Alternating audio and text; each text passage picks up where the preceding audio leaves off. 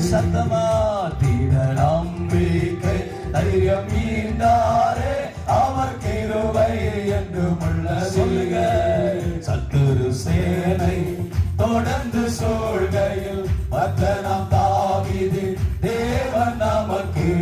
சத்துரு சேனை தொடர்ந்து சூழ்கையில் பத்தனம் தாவீது தேவன் நமக்கு. சென்றாரே அவர் நல்லவர் அவர் கிருபை என்றும் உள்ளது. சொல்லுங்க.